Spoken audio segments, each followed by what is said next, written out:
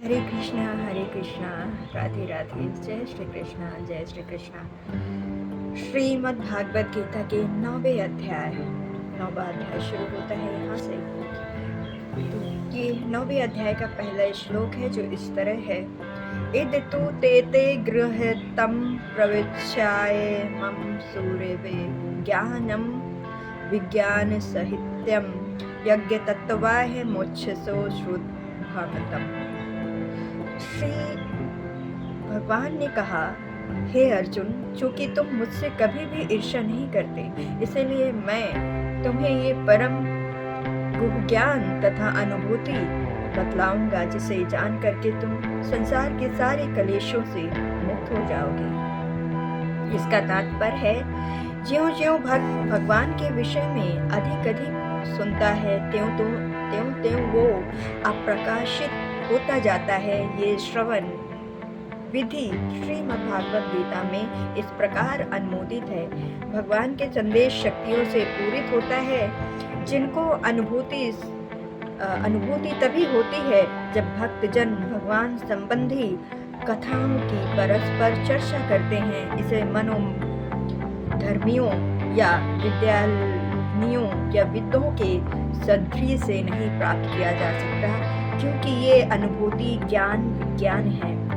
भक्तगण परमेश्वर की सेवा में निरंतर लगे रहते हैं। भगवान उस जीव विशेष की मानसिकता तथा निष्ठा से अवगत रहते हैं जो कि कृष्णा भवनावाहित में होता है, और उसे ही वे भक्तों की संधृत्या से कृष्णा विद्या को समझने की बुद्धि प्रदान करते हैं। और कृष्णा की चर्चा अत्यंत शक्तिशाली है, और यदि सौभाग्यवश किसी को ऐसी संगति प्राप्त हो जाए और वो इस ज्ञान को आत्मसात करे, तो वो आत्म साक्षात्कार की दिशा में अवश्य प्रगति करेगा। कृष्ण अर्जुन को अपनी अलौकिक सेवा में उच्च से उच्च स्तर तक उत्साहित करने के उद्देश्य से इस 9वें अध्याय में उससे परम गुहा बातें बताते हैं, जिन्हें इसके पूर्व उन्होंने अन्य किसी से प्रकट नहीं किया था। श्रीमद् भागवत गीता में प्रथम अध्याय शेष भ्रांति की भूमिका जैसे है, द्वितीय अध्याय तृतीय अध्याय में जिस आध्यात्मिक ज्ञान का वर्णन हुआ है वही गुहा कहा गया है, उसे ही गुहा कहा गया है। 7वें तथा 8वें अध्याय में जिन विषयों की विवेचना हुई है वे भक्ति के संबंधित हैं, और कृष्णा भवनामृत पर प्रकाश डालने के कारण गुहातर कहे गए हैं। किंतु 9वें अध्याय में तो आनंद शुद्ध भक्ति का ही वर्णन हुआ है। फलस्वरूप ये परम गुहा कहा गया है। जिसे कृष्ण का ये परम गुहा ज्ञान प्राप्त है वो दिव्य पुरुष है। अतः इस संसार में रहते हुए भी इसे भौतिक कलेश नहीं सताते। भक्ति रसमृत सिंधु में कहा गया है कि जिसमें भगवान के प्रेम भक्ति करने की उत्कृष्ट इच्छा हो, वो भले ही इस जगत में बद्ध अवस्था में रहता हो, किंतु उसे मुक्त मानना चाहिए। इसी प्रकार भागवत गीता के 10वें अध्याय में हम देखेंगे कि जो भी इस प्रकार लगा रहता है वो मुक्त पुरुष है। इस प्रथम श्लोक का विशिष्ट महत्व है कि इंद ज्ञानम, ये ज्ञान शब्द शुद्ध भक्ति के द्योतक हैं, जो कि 9 प्रकार के होते हैं। श्रवण, कीर्तन, स्मरण, पाद सेवन, अर्चन, वंदन, दास्या, संख्या तथा आत्मसमर्पण। भक्ति के इन 9 तत्वों को अभ्यास करने से मनुष्य आध्यात्मिक चेतना अथवा कृष्ण भवनामृत तक उठ जाता है। इस प्रकार जब मनुष्य का हृदय भौतिक कल्माश से शुद्ध हो जाता है तो वो कृष्णा वाणी विद्या को समझ सकता है। केवल ये जान लेना कि जीव भौतिक नहीं है पर्याप्त नहीं होता। ये तो आत्म अनुभूति का शुभारंभ हो सकता है, किंतु उस मनुष्य को शरीर के कारों का तथा उस भक्त के आध्यात्मिक कारों के अंतर को समझना होगा, जो ये जानता है कि वो शरीर नहीं है। 7वें अध्याय में भगवान की ऐश्वर्यमयी शक्ति, उनकी विभिन्न शक्तियों, पारा तथा अपारा तथा इस भौतिक जगत का वर्णन किया जा चुका है। अब 9वें अध्याय में भगवान की महिमा का वर्णन किया जाएगा। इस श्लोक का अनुसूरवे शब्द से भी अत्यंत महत्वपूर्ण है। सामान्यतः बड़े से बड़े विद्वान भाष्यकार भी भगवान कृष्ण से ईर्ष्या करते हैं। यहाँ तक कि बहुश्रुति विद्वान भी भागवत गीता के विषय में अशुद्ध व्याख्यान करते हैं। चूँकि वे कृष्ण के प्रति ईर्ष्या करते हैं अतः उनकी टीकाएं व्यर्थ होती हैं। केवल कृष्ण भक्तों द्वारा ही की गई टीकाएं ही प्रमाणित है।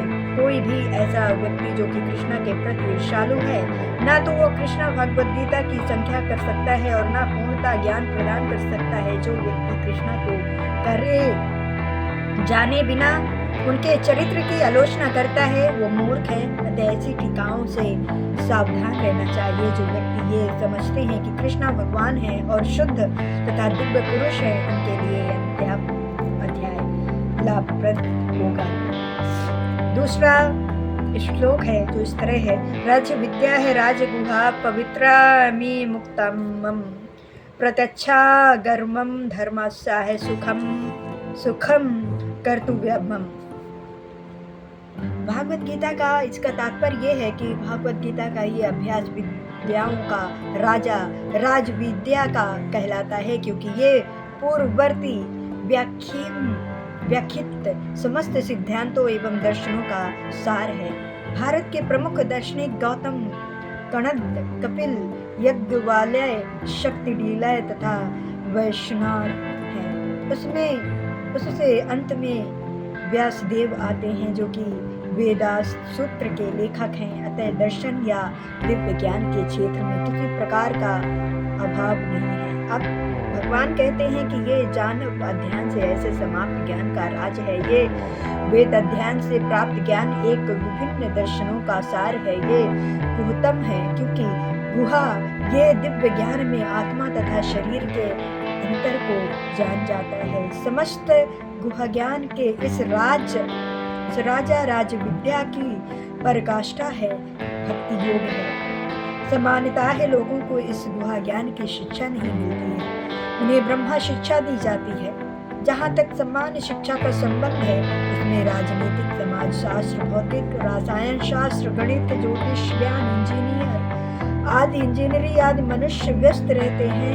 विश्व भर में ज्ञान के अनेक विभाग हैं और अनेक बड़े बड़े विश्वविद्यालय हैं, किंतु दुर्भाग्यवश कोई ऐसा विश्वविद्यालय या शैक्षणिक संस्थान नहीं है जहां आत्मा विद्या की शिक्षा दी जाती हो। फिर भी आत्मा शरीर का सबसे महत्वपूर्ण अंग है। आत्मा के बिना शरीर महत्वहीन है, तो भी लोग आत्मा की चिंता न करके जीव की शारीरिक आवश्यकताओं के अधिक महत्व प्रदान करते हैं। भागवत गीता में तृतीय अध्याय से ही आत्मा की महत्ता पर बल दिया गया है। प्रारंभ से ही भगवान कहते हैं कि ये शरीर नश्वर है और आत्मा अविनश्वर है। अंत में इसे देहा निष्ठोयता ही शरीरा है। यही ज्ञान का गुहा अंश है। केवल ये जान लेना कि ये आत्मा शरीर से भिन्न है, ये निर्विकार, अविनाशी और नित्य है। इससे आत्मा के विषय में कोई सकारात्मक सूचना प्राप्त नहीं हो पाती है। कभी कभी लोगों को ये भ्रम रहता है कि आत्मा शरीर से भिन्न है, और जब शरीर नहीं रहता या मनुष्य के शरीर से मुक्ति मिल जाती है तो आत्मा शून्य में रहता है और निराकार बन जाता है, किंतु ये वास्तविकता नहीं है। जो आत्मा शरीर के भीतर इतना सक्रिय रहता है वो शरीर से मुक्त होने के बाद इतना निष्कर्षीय कैसे हो सकता है। ये सदैव सक्रिय रहता है। यदि ये शाश्वत है तो ये शाश्वत सक्रिय रहता है, और वैकुंठ लोक में इसके कार्यकलाप अध्यात्म ज्ञान के गुहतम अंश हैं। अतः आत्मा के कार्यों को यहाँ पर समस्त ज्ञान का राजा, समस्त ज्ञान का गुहतम अंश कहा गया है। ये ज्ञान समस्त कार्यों का शुद्धतम रूप है, जैसा कि में वैदिक साहित्य में बताया गया है। पद्म पुराण में मनुष्य के पाप कर्मों का विश्लेषण किया गया है और दिखाया गया है कि ये पापों के फल हैं। जो लोग सकम कर्मों में लगे हुए हैं वे परम पूर्ण कर्मों के विभिन्न रूपों व अवस्थाओं में फंसे रहते हैं। उदाहरणार्थ, जब बीज बोया जाता है तो तुरंत वृक्ष नहीं तैयार हो जाता, इसमें कुछ समय लगता है। पहले एक छोटा सा अंकुर रहता है, फिर ये वृक्ष का रूप धारण करता है,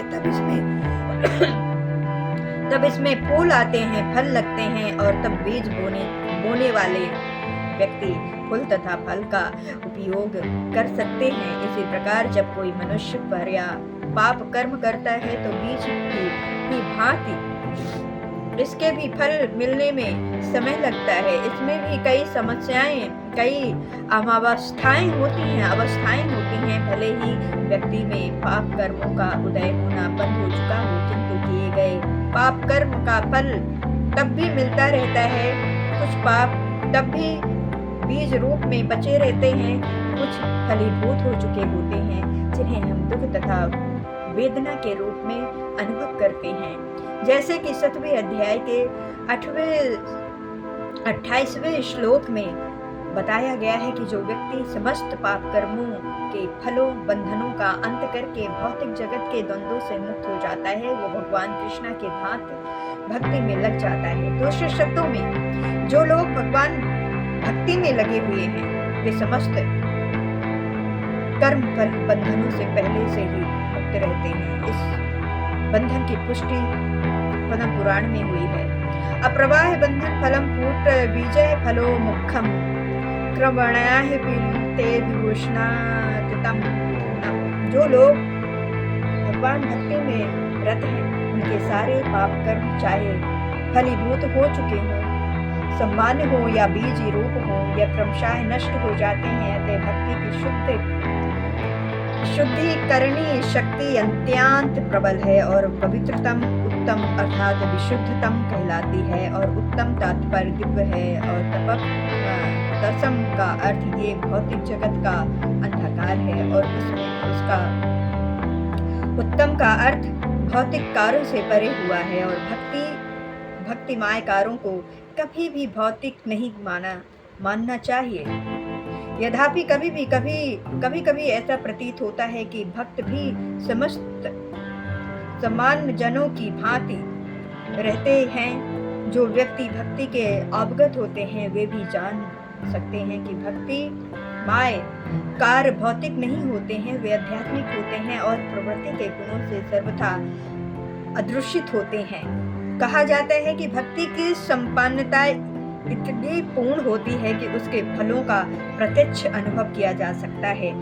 इसमें हमने अनुभव किया है कि जो व्यक्ति कृष्णा के पवित्र नाम हरे कृष्णा हरे कृष्णा हरे कृष्णा हरे हरे हरे कृष्णा कृष्णा कृष्णा कृष्णा हरे हरे राम हरे राम हरे हरे का कीर्तन करता है, उसे जाप करते समय कुछ दिव्य आनंद का अनुभव होता है और वो तुरंत ही समस्त भौतिक कल्माश से शुद्ध हो जाता है और ऐसा सचमुच दिखाई पड़ता है।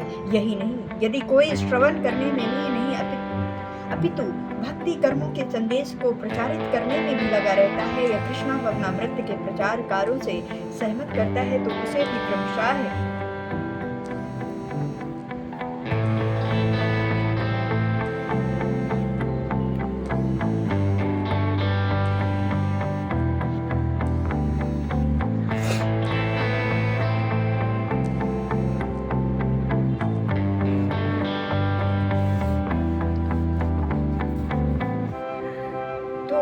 कीर्तन करता है, उसे जाप करते समय कुछ दिव्य आनंद का अनुभव होता है और वही वो तुरंत ही समस्त भौतिक कल्माश से शुद्ध हो जाता है।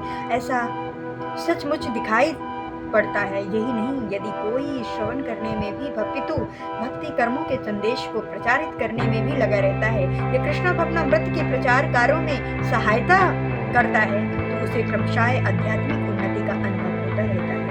आध्यात्मिक जीवन की ये प्रकृति किसी पूर्व शिक्षा या योग्यता पर निर्भर नहीं करती है। ये विधि स्वयं इतनी शुद्ध है कि इसमें लगे रहने से मनुष्य शुद्ध माना जाता है। वेदांत सूत्र में भी इसका वर्णन क्रमशः कर्माभ्यास तत्व के रूप में हुआ है, जिसका अर्थ ये है कि भक्ति इतनी समर्थ है कि भक्ति कर्मों में रत होने मात्र से बिना किसी संदेह के क्रमशः प्राप्त हो जाता है। इसका उदाहरण नारद जी के पूर्व जन्म में देखा जा सकता है, जो पहले दासी के पुत्र थे। वे न तो शिक्षित थे न ही राजकुल में उत्पन्न हुए थे, किंतु जब उनकी माता भक्तों की सेवा करती रहती थी नारद की सेवा करते थे और कभी कभी माता की अनुपस्थिति में भक्तों की सेवा स्वयं करते रहते थे। नारद स्वयं कहते हैं,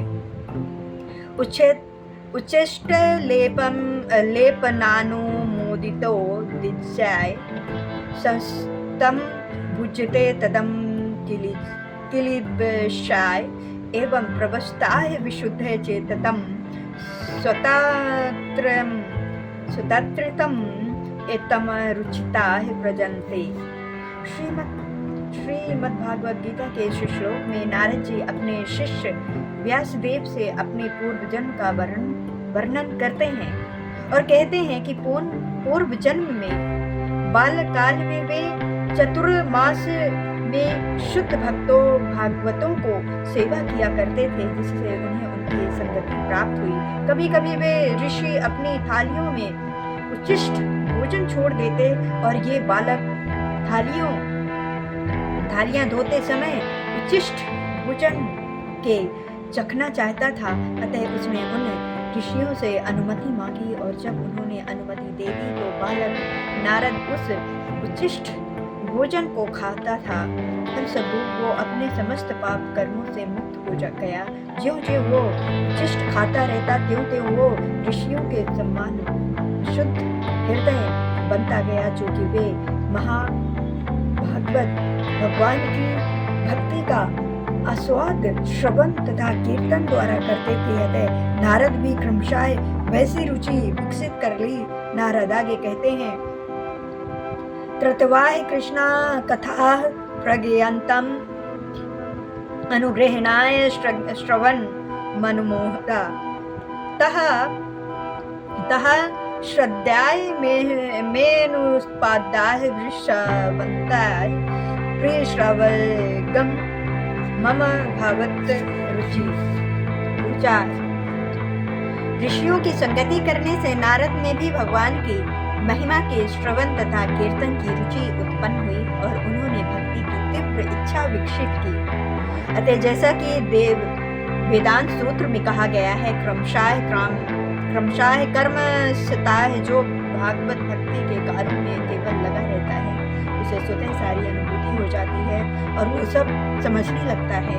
इसी प्रकार नाम प्रत्यक्ष या अप्रत्यक्ष अनुभूति है। धर्माह शब्द का अर्थ है धर्म का पथ। नारद वास्तव में दासी पुत्र थे। उन्हें किसी पाठशाला में जाने का अवसर प्राप्त नहीं हुआ था। वे केवल माता के कार्यों में सहायता करते थे और सौभाग्यवश उनकी माता को भक्तों की सेवा का सुगम प्राप्त हुआ था। बालक नारद को भी यही सुअवसर उपलब्ध हो सका कि वे भक्तों की संगति करने से ही समस्त धर्म के फल परम लक्ष्य को प्राप्त कर सके। ये लक्ष्य है भक्ति, जैसा कि श्रीमद् भागवत गीता में कहा गया है, सा वै पुरुषाः परो धर्मो भक्तो यह भक्ति रोचते। सम्मानिता है धार्मिक व्यक्ति ये नहीं जानता है कि धर्म का परम लक्ष्य भक्ति की प्राप्ति है। जैसा कि हम पहले ही 8वें अध्याय के अंतिम श्लोक की व्याख्या करते हुए कह चुके हैं कि वेदांशु यतेषु यज्ञांशु तपस्सु चैव समानता है। आत्मा साक्षात्कार के लिए वैदिक ज्ञान आवश्यक है, किंतु यहाँ पर नारद तो किसी गुरु के पास पाठशाला में गए थे, न ही उन्हें वैदिक नियमों की शिक्षा मिली थी, तो भी उन्हें वैदिक अध्ययन के सर्वोच्च फल प्राप्त हो सके। ये विधि इतनी सशक्त है कि धार्मिक कृत्य किए बिना ही मनुष्य सिद्धि पद को प्राप्त होता है। ये कैसे संभव होता है, इसकी भी पुष्टि वैदिक साहित्य में मिलती है। आचार्यवान पुरुष वेद महान आचार्यों के संगत में रह करके मनुष्य आत्म साक्षात्कार के लिए आवश्यक समस्त ज्ञान से अवगत हो जाता है, भले ही वो अशिक्षित हो या उसने वेदों का अध्ययन न किया हो। भक्ति योग अत्यंत सुसुखम होता है। ऐसा क्यों है? क्योंकि भक्ति में श्रवण कीर्तन विस्मरण रहता है, जिससे मनुष्य भगवान की महिमा के कीर्तन को सुन सकता है या प्रामाणिक आचार्यों द्वारा किए गए दिव्य ज्ञान के दार्शनिक भाषण सुन सकता है। मनुष्य केवल बैठे रह करके सीख सकता है। ईश्वर को अर्पित अच्छे स्वादिष्ट भोजन का उच्छिष्ट खा सकता है। प्रत्येक दशा में भक्ति सुखमय है। मनुष्य गरीबी की हालत में भी भक्ति कर सकता है। भगवान कहते हैं कि पत्र पुष्प फल तोय, वे भक्त से हर प्रकार की भेंट लेने को तैयार रहते हैं, चाहे पत्र हो, पुष्प हो, फल हो या थोड़ा सा जल हो।